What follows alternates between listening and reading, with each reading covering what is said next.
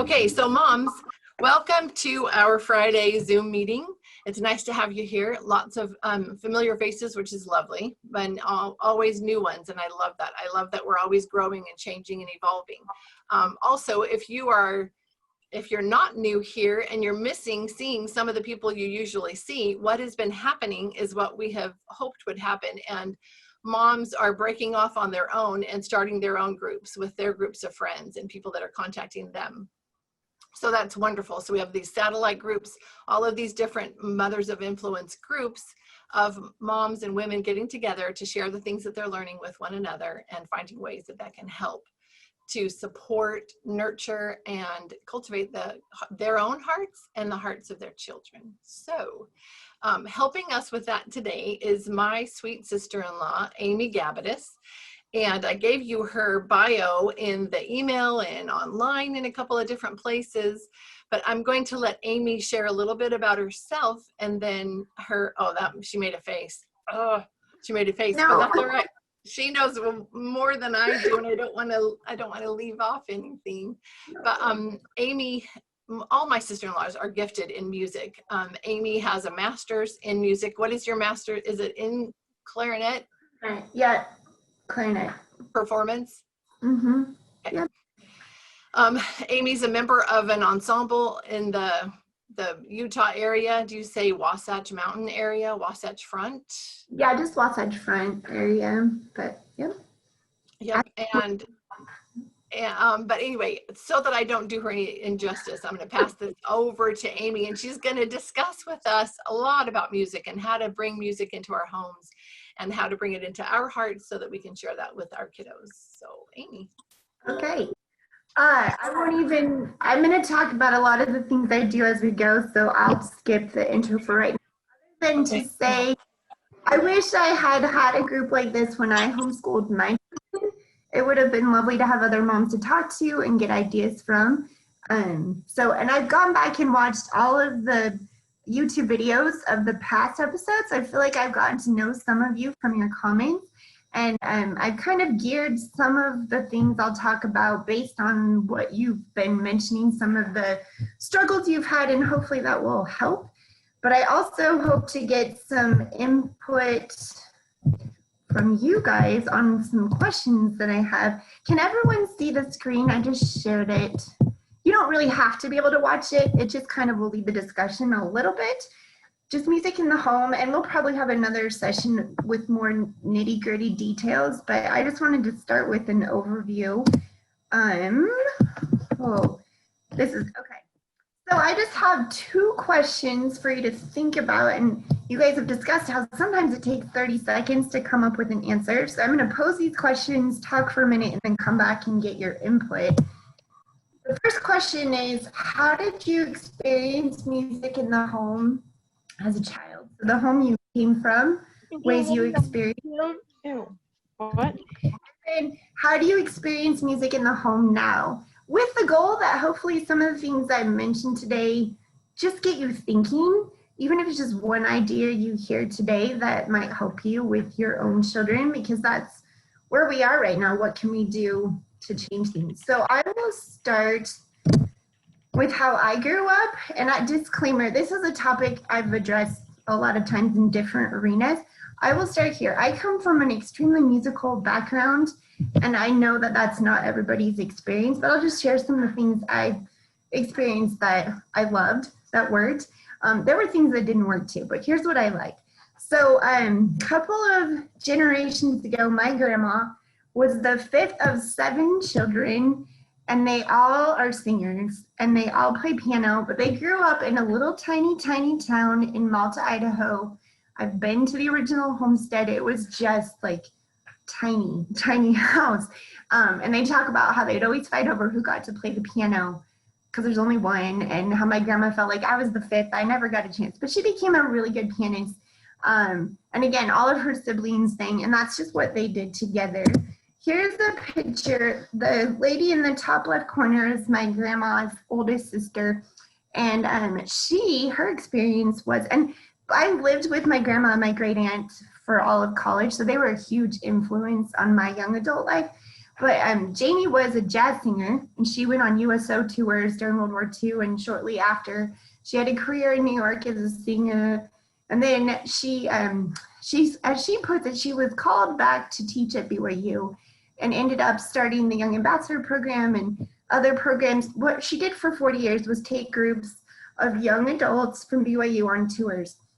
And she never married or had kids, but she really mothered hundreds of young adults and helped them she just wanted to help them have better lives, which is a good thing because one of the people she helped the most was my dad, who was a freshman at BYU, not sure what he wanted to do with his life. And she said, hey, Bob, I need a bass player on tour to Europe this summer. Will you come? And he didn't know her main goal was to convince him to go on a mission. But it worked, which was a good thing. Here's a picture of my father. He's the bass player, and the lady he is standing next to is my mom. So that's how my parents met. They sang in a rock band on their mission in Argentina. They really did sing love songs and then invite people to the church for a fireside later. It's kind of a unique experience, but they still sing together today. And so I'm glad my dad went on a mission. That was a good choice for him. So I'm the oldest of 6 kids.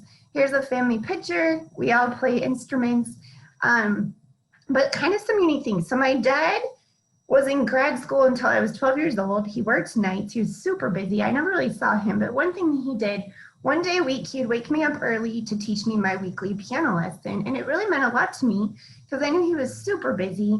Plus, that was my one-on-one time with my dad. So kind of a unique experience that my dad was my piano teacher, but I loved it. And the other time I could count on seeing him, he was the primary pianist in our ward, and he was super fun. Like, he would make games at the piano and just make it so much fun. Everyone loved my dad. So just ways that I bonded with my dad, that was kind of our thing. And then when I got a little bit older and it was time to join band in San Diego, at that time we started in 4th grade, I didn't have a lot of money. But my dad would fix up cars and sell them on the side. And one time he fixed up a car and traded it for a room full of band instruments.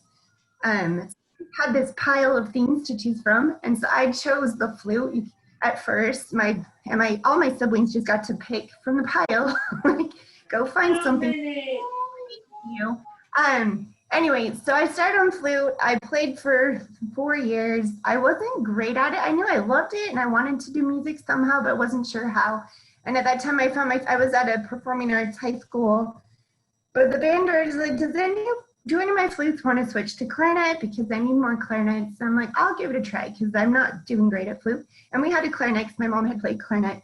It was the best choice I could have made. So one thing, your child may or may not pick the right instrument at first, and that's okay. It might take some trial and error. Sometimes it's kids get bored and they don't like it, but it's okay. Like, they can switch and it's fine. That was the best choice I could have made, and I really love the clarinet. This is just a picture of my family. We played in a community band, all of us. Also, you can't really tell from my family picture here. I have a handicapped brother. He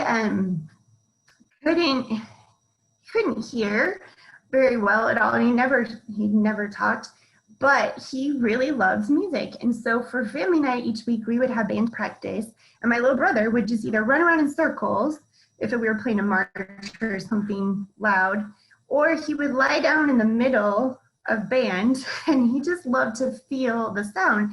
And that was how we could keep him entertained and do something as a family, because he was not a sit-still person at all. And that was our bonding time. This other picture that just popped up, so after my aunt retired from BYU, she wasn't done doing shows, so we would do a lot of family shows, and I really didn't know it wasn't normal to get together with 100 cousins and put on a show. We did it a lot. I did it as a child, like the clip for the newspaper clip, that was a show that we did when I was only 9 years old. And then this one on the other side is a show we did about 12 years ago. So my kids got to be in that show and be part of a family show. So it was really kind of fun. And then this last picture, this is just my aunts saying, if you recognize the organ in the background, that's the Tabernacle in Salt Lake. They're both in the Tabernacle Choir, or the choir at Temple Square now is what it's called. And then that's me and my brother. We got to play in the orchestra. So all four of us got to do a broadcast together. And it was fun. We took this picture. My grandma had also sung in the choir with some of her siblings. It was kind of a little bit of a family dynamic. Anyway, I would love to hear some of your thoughts of like things that worked in the family that you grew up in, just to share some ideas. So I don't know, Lori, the best way to do that if people want to type in comments or just pop in and say some things, but You'll probably get a little bit of both. So. Okay, so I'm going to stop my share for a minute so I can see comments, or go ahead and just start talking. Tell us what you've experienced in your homes growing up. Or not. I don't know. Sometimes it takes, like, that's why I keep reminding about the 30 seconds, because even with us adults, it takes us a little bit. Yeah. Because I'm sure you've had some. Even the like, really silly stuff, too. Yeah. Kyra, I think Kyra's going to comment. Okay, go for it. Yeah. Growing up, my mom would sing. We just sang a lot. We liked music, but they bought a piano at a yard sale, like an old piano, and stuck it out on the back covered patio at my grandparents' house, and I taught myself how to play. My mom bought me like the Alfred beginner book, and I taught myself to play, and so after a while they got me a year of lessons, but then that was it. We moved farther away from town and people that could teach, so then I just kept kind of teaching myself and got into band in school from there, and played the flute, and just kind of loved music. It was more popular music that was playing around at our house, and now I'm trying to teach myself violin. I kind of taught myself organ because I had to for different callings, and it's because I don't have any like formal training with my kids. I'm just kind of encouraging the same thing that we have a little keyboard and I play on that, and every time I play, someone else wants to get on and play. I've bought a few instruments over the years that they can dabble on, and the last couple days we were watching a science video, and they had cool, weird instruments that would play music, like calculators, and so it was really cool. So we got out our handbell sets, and the kids have been playing with those for the last 2 days straight, and so it's just a lot of exploration. And now I'm doing more classical music in the background, whereas I grew up with more popular music going on, and it's just kind of fun to see how it's evolved from how I grew up to where I'm just collecting things and allowing my kids to explore, and hoping that will spark the interest in them. Good. That's exactly where you should start, just exposure. And I think that's why I love this pile of instruments that we got to choose from, because my dad was never worried if we broke something. They weren't really worth anything. Like, go bang on whatever you feel like, and that's fine. It makes me sad when I go to a home and the piano is kind of off limits. It's a fancy piece of furniture instead of, no, it's to play on. It's for playing. Some of the comments, so someone said, we did a lot of family work, projects, hunting, camping, road trips, read books to the family, and sang a lot. Are we just talking about music? No, but road trips, we would sing on, if you want to kill hours of time on a road trip, start teaching your kids different songs and just singing along. It was so much fun. Lots of good memories there. And does anyone else have something they want to share about their family that they grow up in? If not, we can keep going. I was just going to mention that I grew up with no real exposure to classical music. That wasn't something that was part of my growing up, except for probably I played an instrument in school. I just a few different ones, and played piano a little bit and guitar, just messed around with different instruments, which I loved, but I just didn't have a lot of music playing in the background other than popular music, which is fine, but just the classical music kind of intimidated me. And so then as a mom teaching my children, I wanted that to be a big part of their lives. So, I started kind of learning about it from my husband, And we started with playing classical music when the babies were, when I was carrying the babies and when they were born. And then, so I had a little bit of time to kind of start learning as those babies were growing. And it's been a blessing, a huge blessing to have music in our home. And we have, instruments everywhere and downstairs, and the kids play and they like to listen to it. And I can't believe what a huge difference that makes and what a blessing it is to have music in our home. So I'm excited to hear what you're going to talk about next. Okay. No, sorry, I was thinking like 20 things of what you just said. One, that you can change the dynamic. Like if you don't love the things that you experienced growing up, you are completely licensed to change it for the future. You can change tomorrow, and that's totally fine. And growing up, we listened to a lot of classical music. We went to a lot of live concerts too, and I think we underestimate the value of going to a live thing and seeing it happen. Like, what? They just played that? How in the world did they do that? I still go and get completely blown away about what people can do.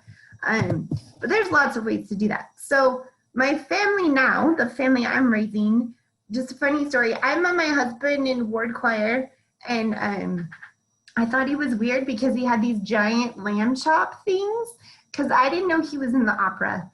And that was his costume. Like they had been asked to shave their beards in a certain way. So once I found that, I'm like, oh wait, you actually do sing and you know something about music.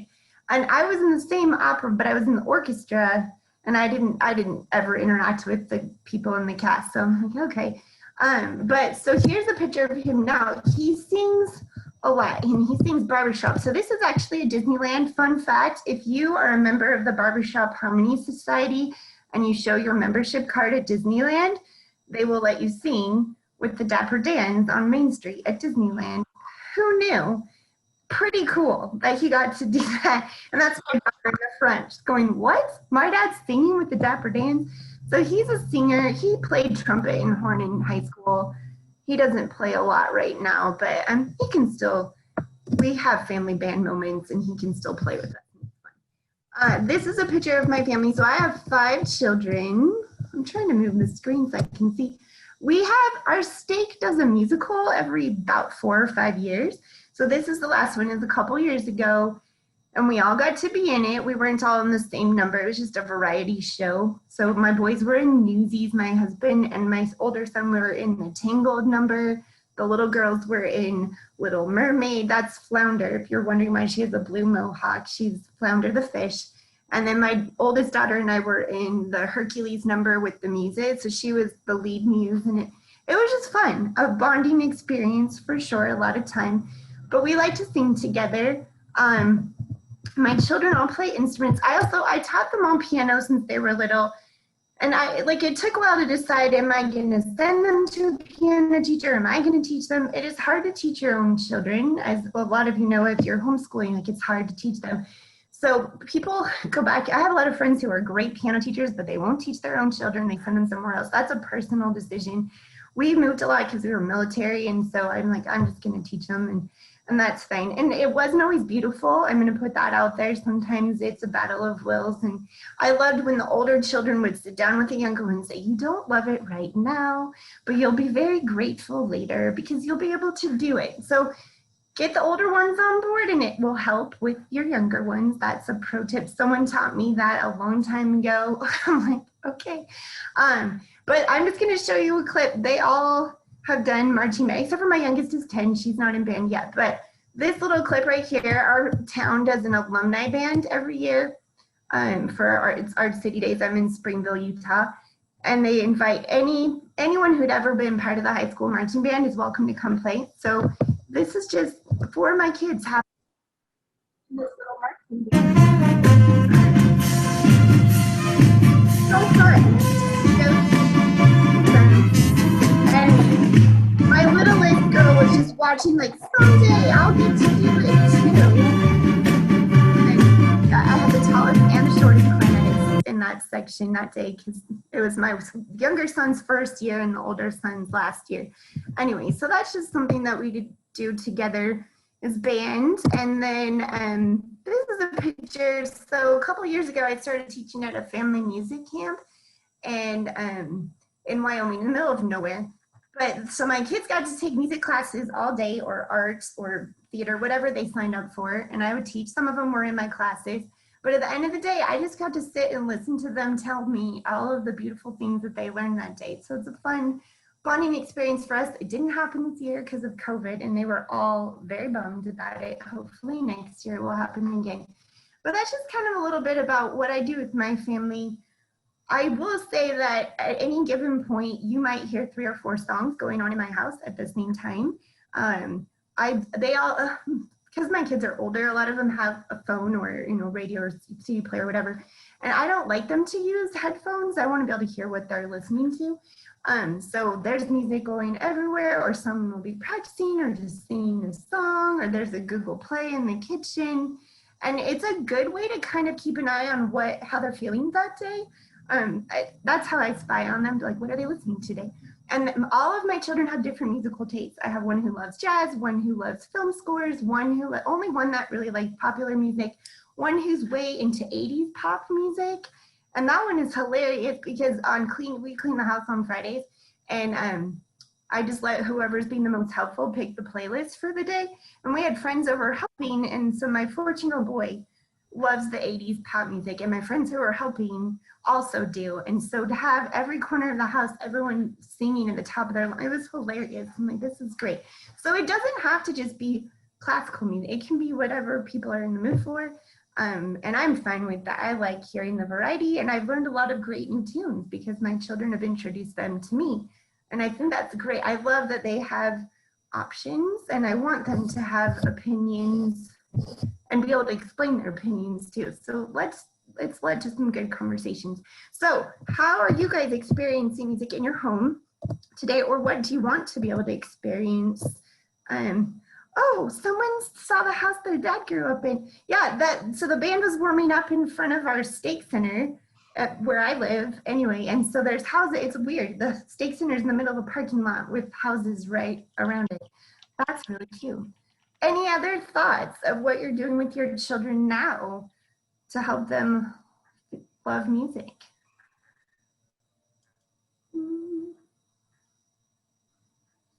Or what do you hope? I'm kind of new here. I've only been on the Zoom meeting the last couple weeks, and I was late to this one. So I don't know how many of you know each other, where you guys live. I don't know if everybody's from all over the place, but I live in Idaho. I grew up kind of all over. You guys were talking about classical music when you were young, and I remember when I would ride in my grandma's van or whatever vehicle she drove with my grandpa, they always had classical music on, and I thought it was so just old, you know.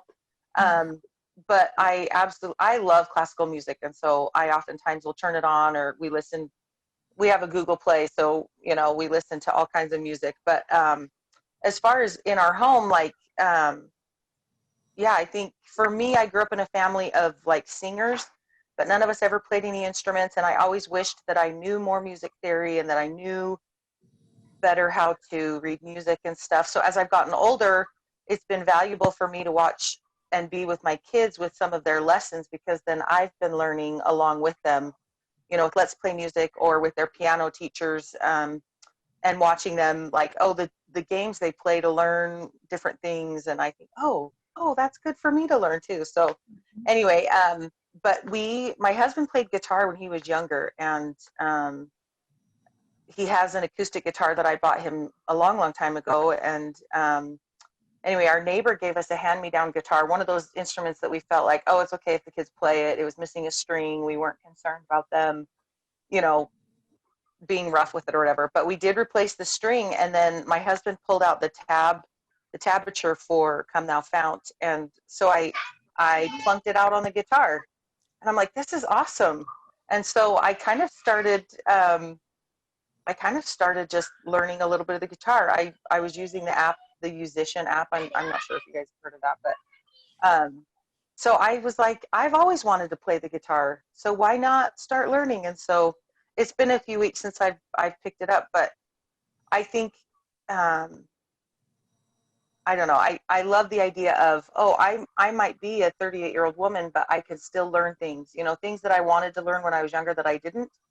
I still have the capacity to learn. Like, I think Lindsay Leffler that's down there in the corner was talking about how she kind of taught herself piano and has a bunch of different instruments around the house and stuff. But for us, it's definitely all kinds of music. You know, I listen to oldies and we listen to some modern, but I oftentimes will have classical music or classical guitar, or, you know, for me, it's very calming when I feel like things are getting a little crazy. So, or for learning, I like to have classical playing, and I don't know, I think it's just having it available for your kids, and maybe even leading by example, like, oh, hey, you know, I want to learn guitar, so I'm going to learn this song. And then I sang a song in church a few weeks ago, and I picked up the guitar and I'm like, oh, I'm just going to plunk out the melody. So I like just, you know, I just listened by ear and I was figuring out how to play it on the guitar. And so I don't know, I think just setting the example of learning, like being a lifelong learner, and having lots of exposing them to a lot of different types of music has been valuable for us. And I'm a music listener, and I think my kids like it. You know, when they're cleaning, they like to turn it on and stuff. But anyway.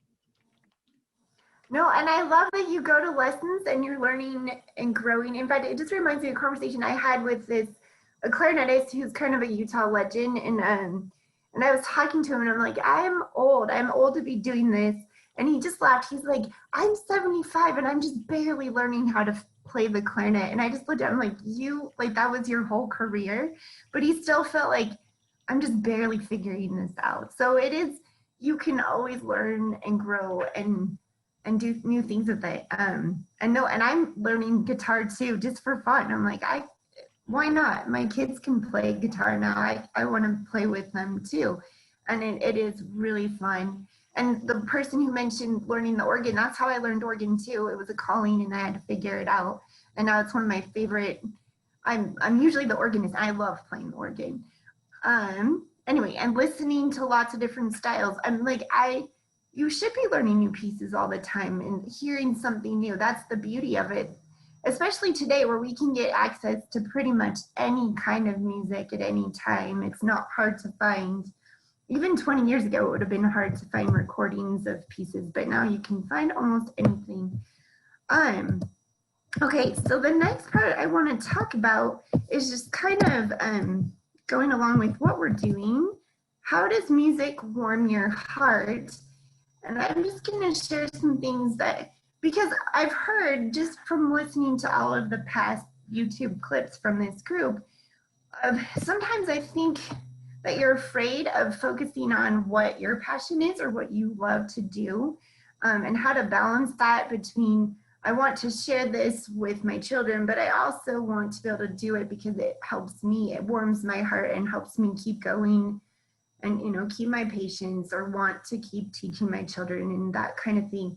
So here's just some things that warm my heart about music. And I've realized for me, I mean, I love music itself, but for me, a lot of it is the relationships and the things that I learn and just how I feel like it stretches and grows me as a person.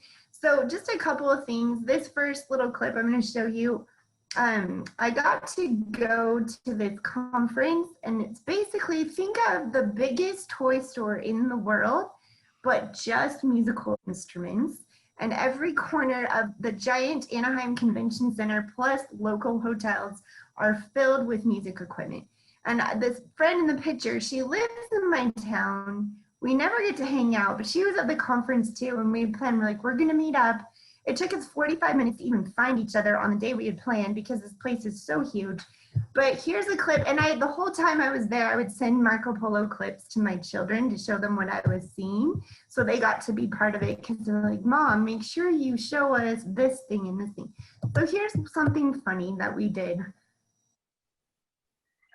Okay, so I am sitting in this chair. It's a music therapy, sound therapy. It goes into your body. You sit in the chair and then your friend plays the strings on the back, and it's really kind of fun. I'm giving her music therapy. Anyway, things like that, like the weirdest, some were really weird, some were really practical. It was very fun. Also, this is a picture of my woodwind quintet. We're sitting in a chocolate factory, not a bad place for a photo shoot because we did get chocolate. But this group started, I met a new friend. We both had 2-year-olds and lots of other children. And we both had previously been professional performing musicians and then stopped to have children. But we were both ready to start playing again. So we put together this group, and we've been together for about 8 years now. That particular friend actually isn't in the group anymore, but things like we do a lot of children's school shows. A couple weekends ago, I spent the day in a pirate costume recording a new school show for kids. We've gone on tours, like we did all the national parks in Utah in 1 week, and we were crazy and took all of our children with us. So it was like concert, go hiking, concert, go hiking again. But my kids still talk about, they're like, can we go on tour again? Maybe not, but we'll see. Anyway, so that's been a really fun part, a way for me to be able to play again at a high level. But it's fun that I get to do school shows because I get to go in and expose young children to classical music that might have never heard it before. I remember one school show, it was a Title I school, so kind of lower income. A lot of immigrant students were there. And this little boy just came and gave me the biggest tackle bear hug. And he's just like, thank you for making my heart happy today. I'm like, I have the coolest job. I love it. I love that I get to expose children to live music because it's different when it's live and in person and they can be up close to it and see what's really happening. Other things, I just finished my doctorate actually. So it's weird. It's a weird new part of life. But basically getting a doctorate in your 40s is tricky and hard, especially when you're raising a family. It was my 4.5-year sprint. And honestly, the only reason I did it, it was a prompting of, you need to do this and you need to do it now, and you'll figure out the why later.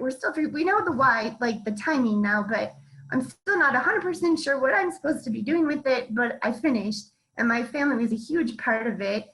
Honestly, my kids, they were very involved and went to a lot of concerts. I would take them to my classes when I could too. I wanted them to be part of it. Lots of good family discussions around the dinner table of what I was learning in my classes. Sometimes I would pay my kids to scan articles for me or make things pretty in Finale. Anyway, so really my kids were very involved with that. But the fun thing with that, I graduated in December. My sister also graduated with her degree in December. Hers was computer science, something totally different. But we had going to Disneyland to celebrate. And the day that we went to Disneyland, because it was the same weekend I was at that trade show, my hotel's 20 minutes from Disneyland, we should go. Her daughter, marching band, there's a little picture of a marching band. Her daughter, who's my clarinet student, marched that day. And so we got to see her daughter perform at Disneyland and then go out to dinner with all the band kids. And I have a soft spot in my heart for band kids. They're hard workers, they're good kids. Just sitting with those band kids, I'm like, I could be sitting with the band kids in my town and we'd have the same conversation. It was so cute and fun. This is a picture of my girlfriends. These are college girlfriends. You know, it's been 20 something years since we graduated with our undergrads, but this is an annual music teacher conference that we all go to. And these ladies in this picture, there's 5 of us. Between the 5 of us, we had 27 children. And so this is our weekend to regroup and check in and talk, because we just joke, if we had all of our kids there, we wouldn't be able to have a conversation. But instead, we get to go and get our souls fed and learn new techniques of teaching. It's just a fun, uplifting weekend. This picture up in the corner is Clarinet Fest. And at my house, we call it Mother-Son Bonding Weekend because my boys both play clarinet. And I've been taking them now for 8 years to Clarinet Fest. And they love it. We learn about the clarinet, kind of geek out a little bit. My girls think it's the nerdiest weekend ever, and we don't care. It is fun. And the other kids are my students. Anyway, so I get to do a lot of fun things with great people that are really uplifting. A lot of it is teacher oriented because I do a lot of teaching. But then I also work at BYU and I run logistics, it sounds kind of unsexy. But logistics are very important to make the things happen. And honestly, I think the reason I'm even halfway good at my job is because I have 5 children and things like, can you pack this minivan and get everything to fit? I'm like, yes, because I have road trip experience with lots of suitcases. But But this year in particular, before COVID hit, we had amazing guest artists come in, and that's what I do, is just help make sure they have everything they need. So if you guys can see this picture, does anyone recognize this violinist? I'm sure you've heard his name before. He's extremely famous. Any guesses? I can't see the chat screen if anyone's typed in the answer. Lori, has anyone? Not yet. Okay. Anyway, his name is Itzhak Perlman. Hopefully some of you have heard that name before. If not, just Google him and listen to some of his recordings. He's a very sweet man. You can't quite tell from this picture. He's now in a scooter, like he can't really walk anymore, but he can still play the violin. And in this orchestra, it was an unbelievable experience for them to sit next to this legend of a man. I mean, he's playing on a Stradivarius violin. It's an amazing thing too. And he was just lovely to work with. That happened. And then this man came. I don't know if anyone recognizes him. He's 95 years old. Lori, do you know who it is? Do you know who this is? Yeah, Doc Severinsen. It's Doc Severinsen. He spent an afternoon hanging out in my office. And as my students put it, they're like, it was like your crazy uncle at Thanksgiving, and you didn't know what story was going to come next, but you loved all of them. He's such an uplifting, alive person. If I am half that alive in my elderly years, it will be a success. But he talks about how music is what has kept him so vibrant, and just he still can play. It's amazing.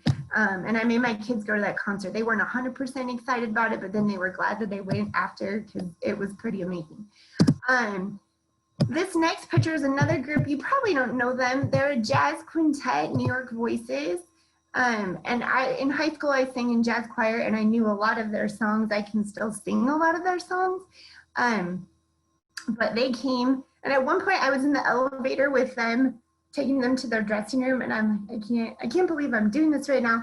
But then this picture, one of the girls in the background, because these are all BYU students, is my daughter, the jazz singer. And she got to sing Bohemian Rhapsody with New York Voices, who she loves them too and knows them their songs really well. And the next day afterwards, she's like, Mom, I can't believe I got that experience. I know, right? And so it was a real motivation to her to have that. And they were so lovely as well to work with. I mean, it's hard. I mean, these guest artists come in and they put in a 12-hour day. They have rehearsals all day, and then they do this huge concert at night. It's just really impressive what they're able to do. And then this last group, you probably haven't heard of them before. This is the Marcus Roberts band. But they came and they did probably my favorite forum that has ever happened at BYU. And it was called Jazz and Civil Discourse. And the whole point of it, they worked with an English professor at BYU. And we'll send out the link. You can watch the whole forum online now. But it was all about how in jazz, it's a unique medium because it is a lot of improv, unlike classical that's very strict form and written out. Jazz, there's a lot to the individual, but at the end of the day, they all come together, and how they just wish that in our civil discourse in this country that there was room for that, where we can have our individual voices, but still be able to come together and make something beautiful. You don't know about this band, the pianist, Marcus, Mr. Roberts, went blind at the age of 5. And after the forum, there was a Q&A, and my crew got to just sit there on the floor. So we were right up close and intimate, just because we'd spent the entire weekend with them all day, every day. And they're like, please come and sit with us. And just people got to ask him questions. And he talked about when he went blind, obviously that was a really hard blow to him. But he came to find music and love music at church. So he grew up, I don't know exactly which denomination, probably Baptist or something, but church music is what saved him. And then he was able to get into piano lessons and go from there. So I want to play you a clip. This is what he's like, I just want to leave with my testimony by playing this hymn. And I just want you to sit and enjoy this, because this is something that really, I'm like, I needed to hear this hymn today. So here you go. This is Marcus Roberts playing Amazing Grace.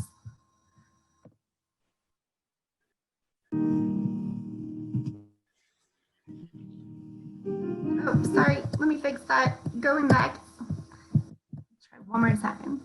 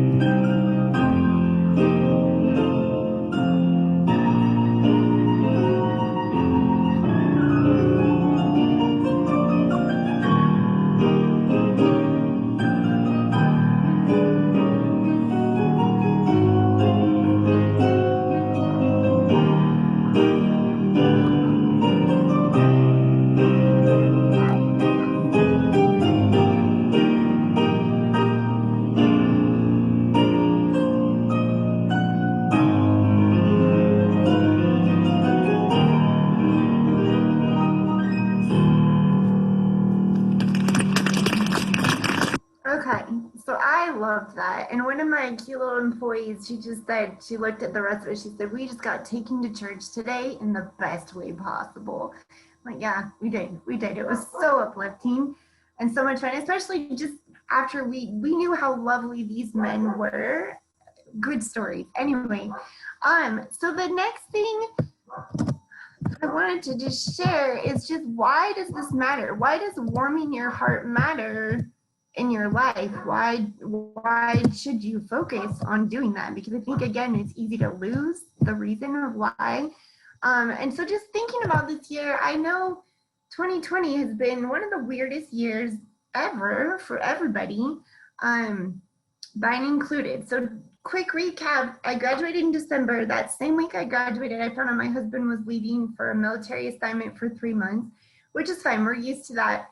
We just only had a 2-week window, but he got off fine and that was all good. I got to have all these amazing experiences that I just shared with you, and life was good, really, really good. I'm like, I'm happy, I'm relieved school's done. We're having a good time. And in March, when COVID shut down everything, I was even on a trip with my 3 younger children, visiting cousins. We were having a blast. And so we're like, okay, life is canceled, that's fine, we'll come home and it'll be fine. But then things started to go downhill. My husband got sent home early. Their training ended early, which was fine. It was nice to have him home. My oldest daughter ended up moving back home because the store she worked at closed, so she lost her job. We're like, just move home, that's fine, it's temporary. My son, who's on a mission, was a little bummed because he got confined to his apartment, and half the missionaries in his mission got sent home.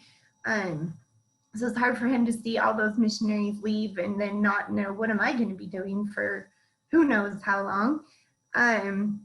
But for us, like the real clicker was I found out I had a brain tumor that needed an operation. In fact, the phone call we got was, you have a brain tumor, don't worry, you're not gonna die. I'm like, that's weird, okay. And we had to figure out like what's gonna happen. And then we had to figure out how to tell my children it's gonna be awful and it's gonna be months of recovery and we're not sure what that's gonna look like. And we're really worried, I was really worried about how to tell my missionary son, who was already struggling a little bit. And the thought that came to me was, see if you can send him his clarinet. Because he'd already mentioned how much he missed playing and he just wanted to play hymns on his clarinet. So we called his mission president, and the mission president at first, he's like, well, no, okay, that would be fine. So when we got to talk to him, I'm like, guess what? We mailed your clarinet to you today. We got permission. And the smile on that boy's face was like ear to ear. He was so happy that he's like, no way, are you serious? And I'm like, yeah, you're only allowed to play 30 minutes a day, and you prefer if you stuck with hymns, but that, you know, and he's like, not done, happy to do that.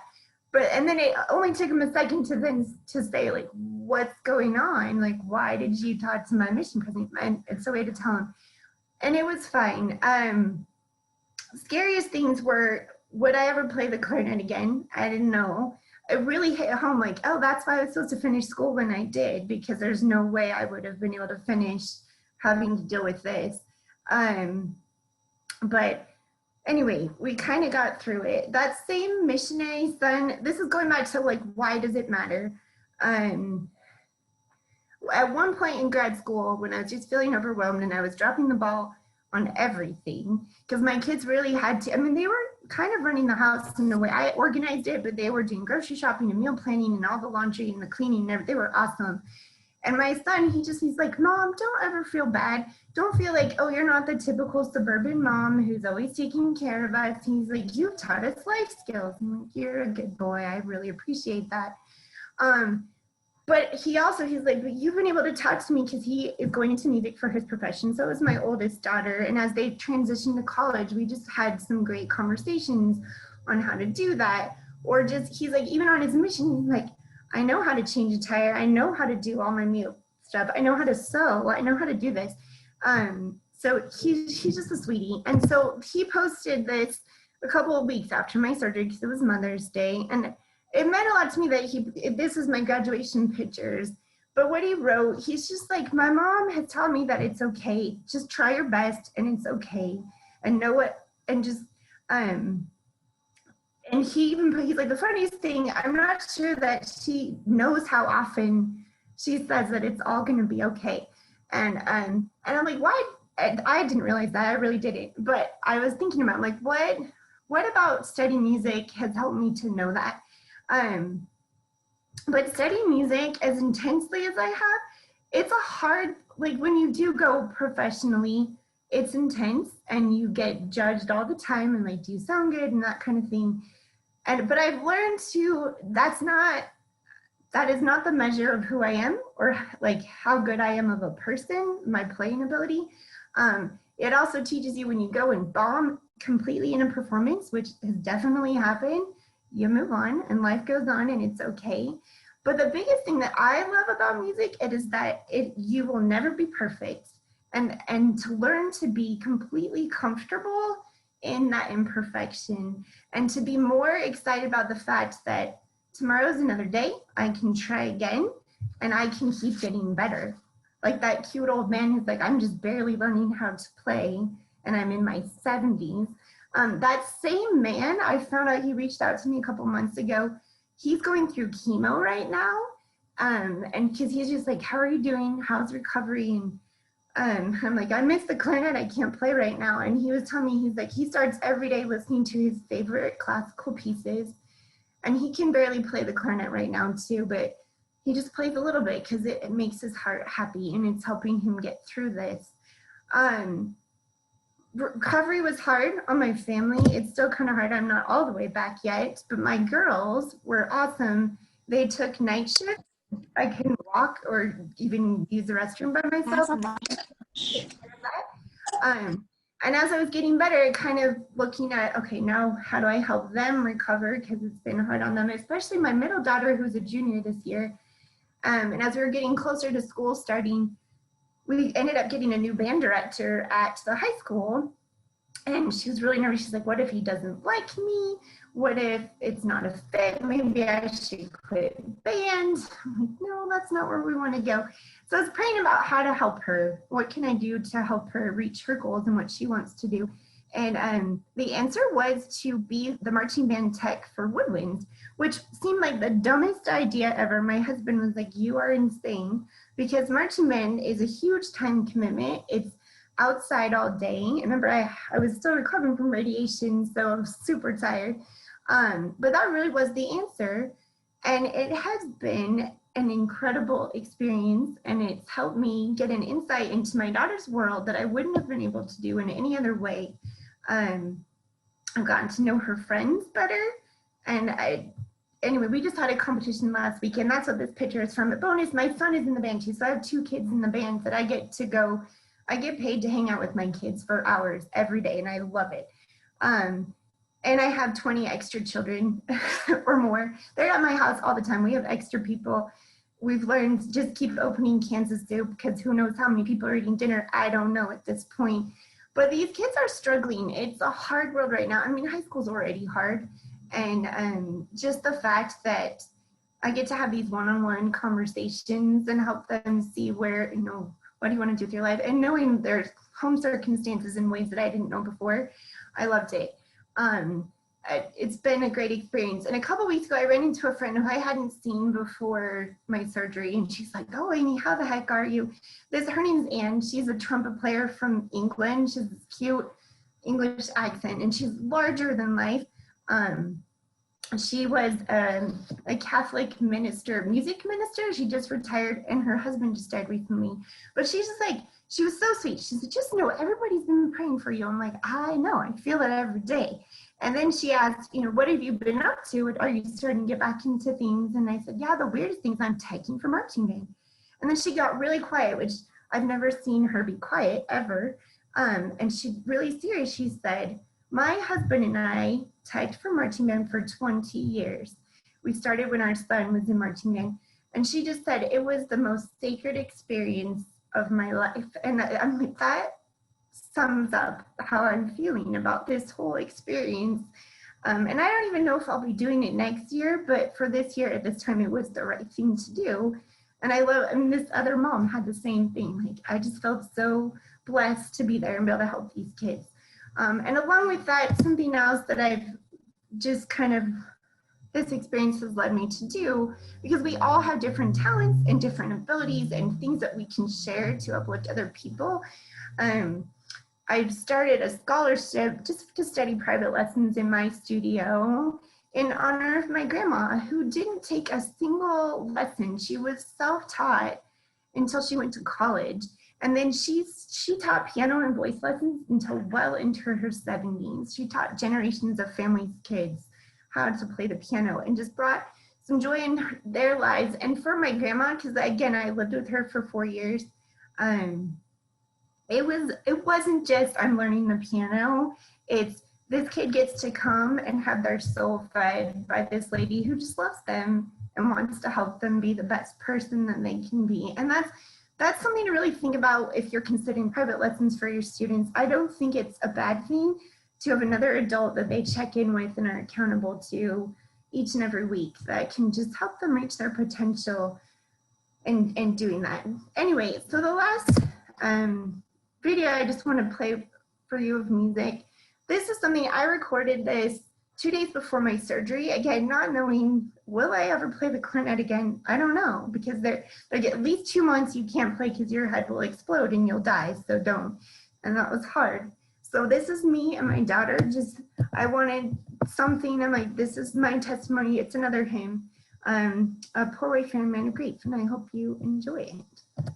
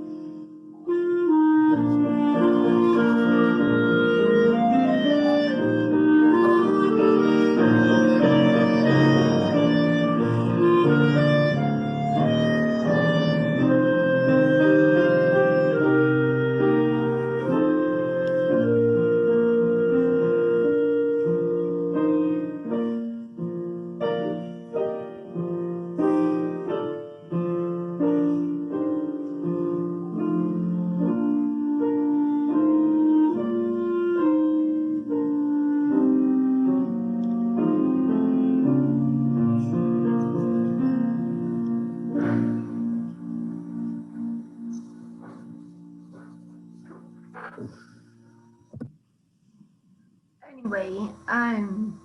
No, and I love that I could do that with my daughter, who really, she ran a household for 2 months, so I was completely out of commission. But just my final thoughts, you are an incredibly important part of setting the environment of your home, whether that's through music or whatever it needs to happen in your home. So take time to think about what you want that to look and feel like.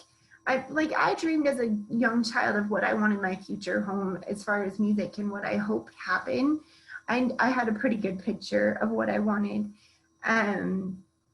But just some thoughts. And I wish I knew which devotional this came from, but it just, our desires will determine our destiny. And that's something I've really worked on with my marching band kids of, if you want to be good and you think about it, or I want to have a calm, peaceful feeling, or whatever it is that you want it to, your desires are, that's going to determine where you head with that. And then this is from one of my favorite books ever. It's called Grit by Angela Duckworth. This quote, "The culture in which we live and with which we identify powerfully shapes just about every aspect of our being." I think we really vastly underestimate just our environment, and we as mothers have so much control, whether we like that or not. Sometimes it can feel overwhelming and that you don't know how to do it, but I promise if you take time to think about what you want it to look like, you're going to get inspiration of how to make that happen.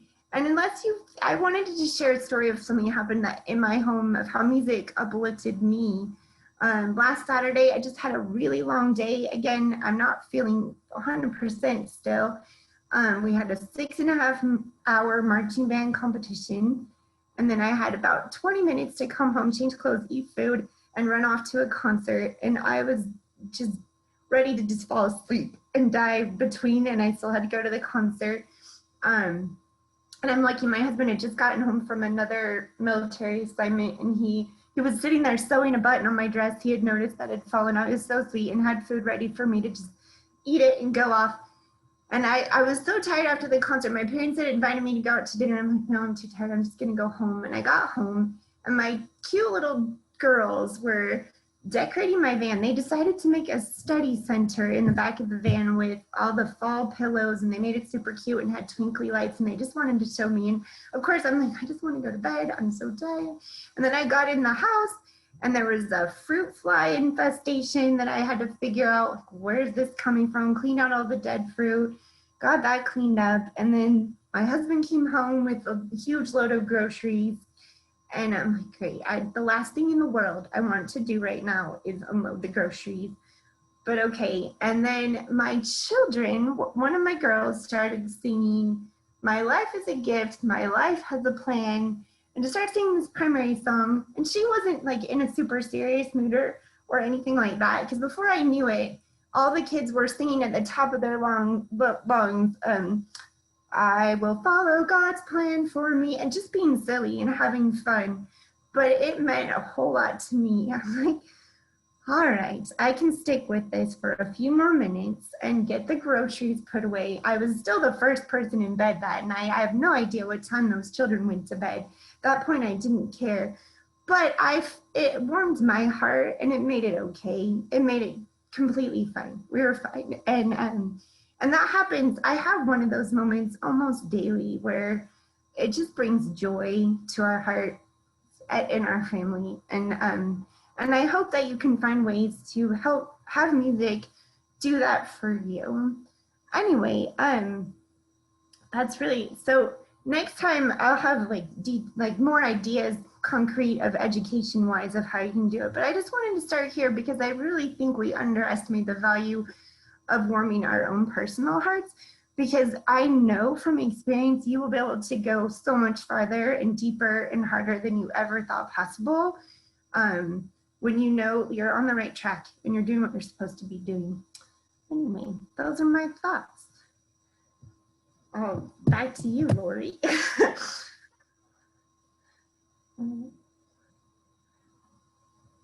Oh, we can't hear you. Let's see. Hang on. Now, I had to unmute. I wanted to make sure I wasn't adding all kinds of, because I comment as you're talking, and I thought, oh, I've got to mute that. Thank you so much. I love that. I love that introduction to music and what it can do for us as a mom, and then how that can be that blessing in our lives to kind of anchor our souls and give us an outlet sometimes, and other times something that can resuscitate us, you know, in our different ways. So, but it's powerful and such a blessing in our lives. There were a couple of little notes that I wanted to share with you. And like I said, this was our intro, and we will talk more. We're going to talk about all the storytelling more, the music more, art more, but let me share. Oh no, it's muted again. Okay, there we go. Okay. There was a comment. Thank you, Amy. You're very inspiring. Thanks for sharing such great examples in your life. Amen. I agree with that. Thank you, Leslie. Okay, so let me just share a couple thoughts that I was reading about here, and I thought would be important for you mamas as you're trying to figure out, how do I do this? How do I put this in my life, and how do I help my kiddos? So just a couple of quotes from Marlene. This one: there is something wonderful in music. Words are wonderful enough, but music is more wonderful. And I liked that just simple thought and the kind of cute way of saying it. Music, words are wonderful enough, but music is more wonderful. It speaks not to our thoughts as words do. It speaks straight to our hearts and spirits, to the very core and root of our souls. Music soothes us, stirs us up. It puts noble feelings into us. It melts us to tears. We know not how. It is language by itself, just as perfect in its way as speech, as words, just as divine, just as blessed. And I loved that. I don't know how you mamas feel about that. You know, you're welcome to jump in anytime if you have thoughts, if you're thinking of something, if something kind of just jumps into your mind you want to share. But this was interesting. But not all music.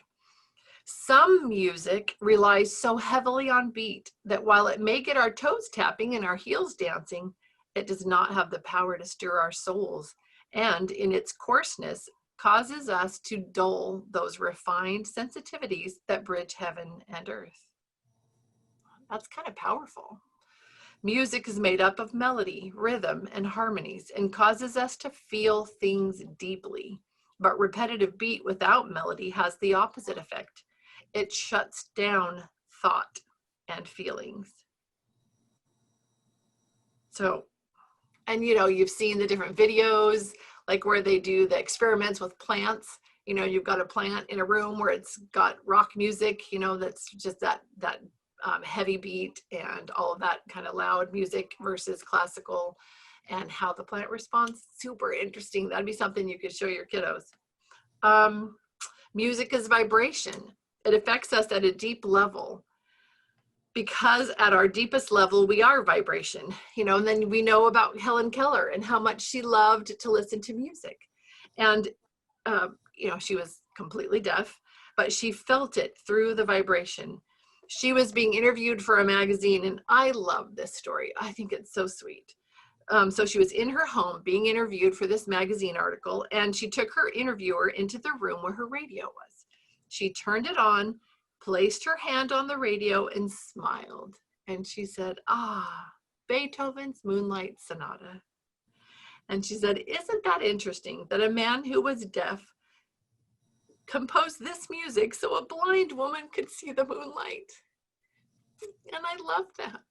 That ought to speak to your heart, you know, the power of music and what that can do for us. I think that's just absolutely beautiful. The intention of many of the great music masters was to reveal the very glory of God to the human heart.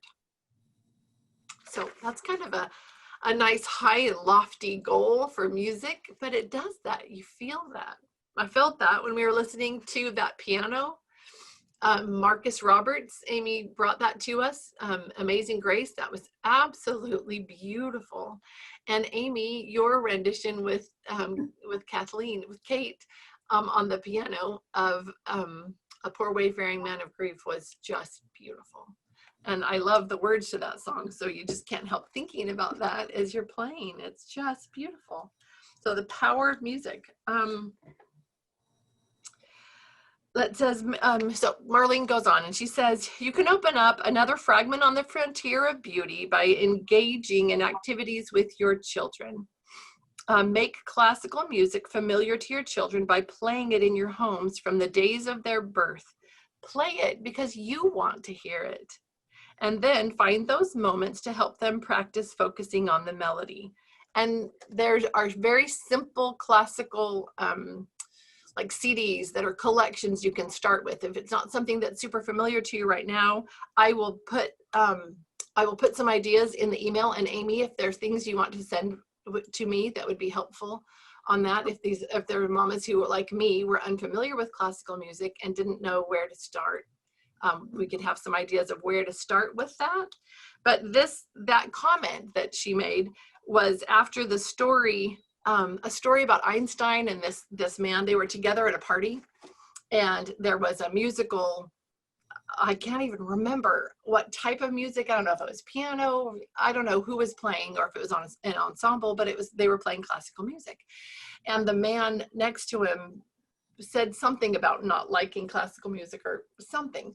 And Einstein gets up out of his chair, invites this man back to a room somewhere else in the house, and starts talking to him about music and helping this man, just a step at a time, learn how to listen to music. And the host afterwards apologized to Einstein. She's so sorry that he missed most of the concert, and he was just happy that he got to have this time to bring another friend to be able to enjoy the beauty of music and have that warm his heart. So and that's Einstein, scientists, don't say you can't mix STEM with music, right? They all can go work together.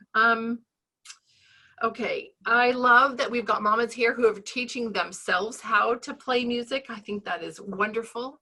I think that it talks about being musical. Nobody can say that they're not musical. You might think that you're not. You might think, well, I don't play an instrument, or I don't feel like I know how to sing and I don't sing well, so I'm not musical. But somebody, I'm trying to remember, it was that YouTube video, and I think, Amy, you referenced that you were familiar with it too. Do you remember the guy that I'm talking about? It's Benjamin Zander. I'll type it in here. Perfect. And I love his approach to music, and he'll tell people that if you don't love it, you're going to love it. I'm going to teach you. And he knows that he'll be able to do that, to bring you around to become a lover of classical music. But the thing is that we're all musical if we enjoy listening to music.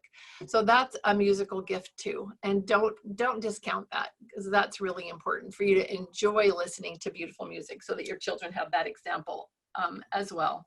And then just, if you have ever, when you're alone in your house or when you are in your car, if you have ever belted out a favorite song, then you are a singer.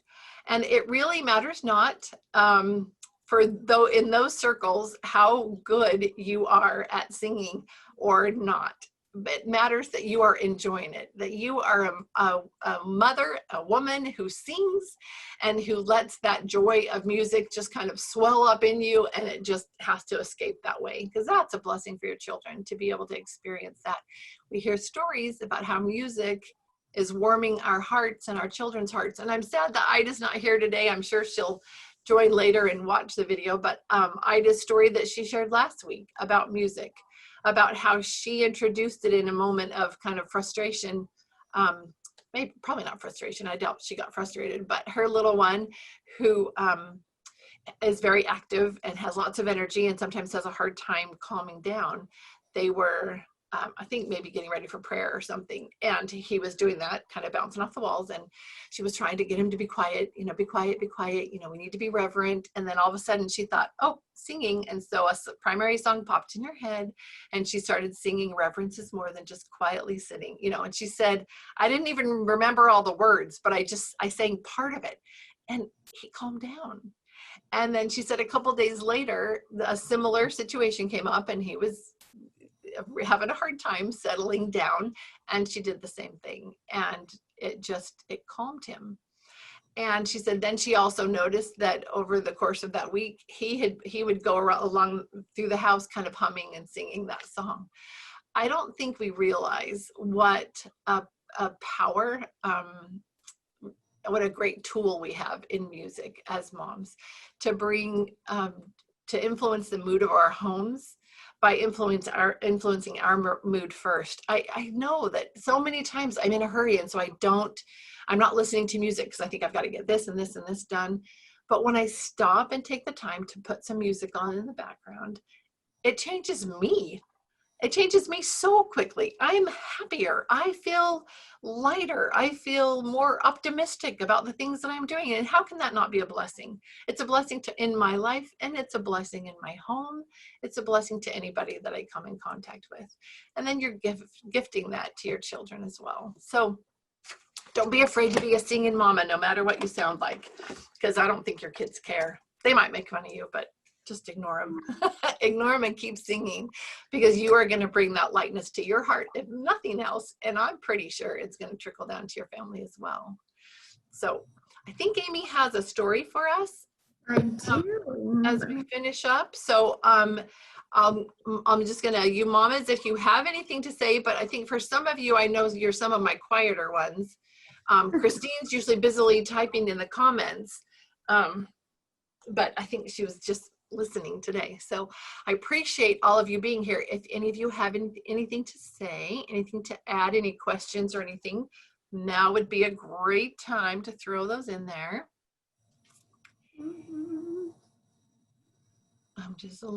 My kids make fun of my singing, if that makes any of you feel better. And I can sing in tune. I just don't have the voices that they have. They're like, Mom, just don't. But I still sing. I don't care. And I go flat. I stopped for a while, but I don't anymore. I sing now. I'm not going to worry about it. All right. So I think we're going to go on then, Amy, to your story. Your story. Yeah. So let me set this up just a little bit, because it will set us up for next time. The importance of play in your musical experience. My girls are going to read you a story. And they did this all on their own. Someone a couple of episodes ago, I'm going to call them episodes of this little talk that were like of your conversations. And I remember someone saying, does anyone know any early reader books that are actually interesting and fun? This is an Elephant and Piggy book. We didn't find out about these till my kids were teenagers. So I'm sad we missed out on them when they were little, but they like to read them even now. And some of them are in college. So they're fun books. They got this book for Christmas, and these two girls wanted to reenact it, but also watch the interaction between the older daughter and the younger daughter, because it's kind of a teaching moment, kind of going back to the comment I said where get your older kids to be able to do things and they're going to help the younger ones. And you'll also hear my youngest daughter at one point, she just couldn't help herself because this was so much fun. All right, Elephant and Piggy. Story. Listen to My Trumpet by Mo Willems. Listen to my trumpet. Gerald, sit. Do not move. I have a trumpet. Do you want to listen to my trumpet? Yes, please. Here I go.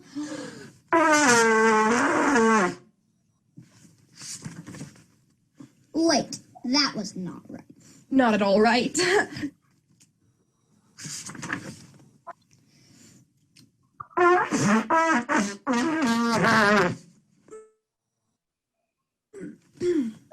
That is better. Better?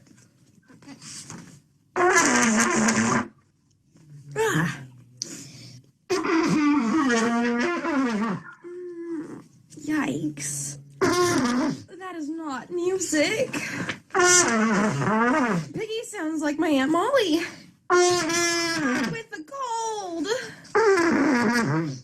And now the big finish.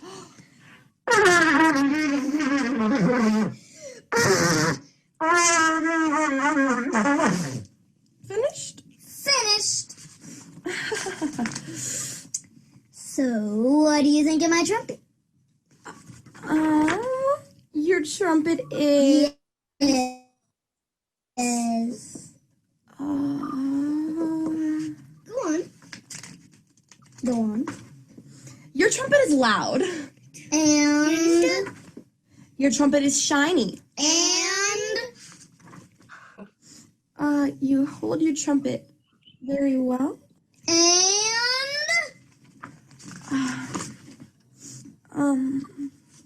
I'm waiting. Piggy, you are my friend, and I am your friend. So I will tell you the truth. Your trumpet is loud and shiny, and you hold it well. But that was not music. Sorry. Gerald, do you think I'm trying to make music? I'm trying to speak elephant. I want to sound like you. Oh, but Piggy, your accent needs work. I will teach you. Yay! Try to put more into your.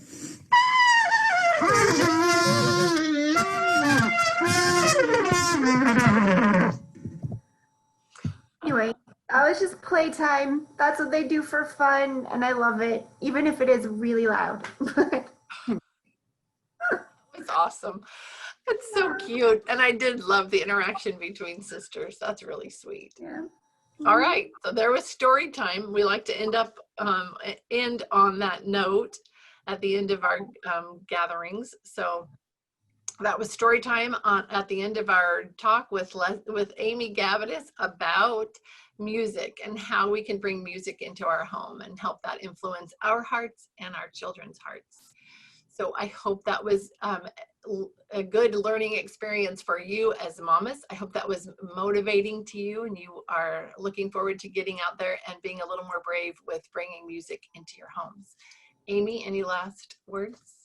No, again, next time it will be more on how to do it. This is just why we do it. Next time will be more how, and I would love, if anyone has questions in particular, I guess they would send them to you, Lori, because I would love to see kind of where people want to go with this, because there's so many directions. Okay, perfect. Yeah.